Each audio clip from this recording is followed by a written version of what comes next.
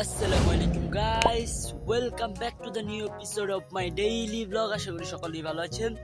তো আজকে আমি আবার চলে এসে পড়েছি আপনাদের সাথে নতুন আরো একটি চ্যালেঞ্জ নিয়ে। আর আজকের এই চ্যালেঞ্জ হলো, আমার পিছনে দেখতে পাচ্ছেন আপনারা একটি বড় বাঁশঝাড়, বাঁশের বন যেটাকে বলে, এখানে বাঁশ চাষ করা হয়, মানে বাঁশ। আজকে আপনাদেরকে দেখাবো কিভাবে বাঁশ পাতা ছিঁড়তে হয়।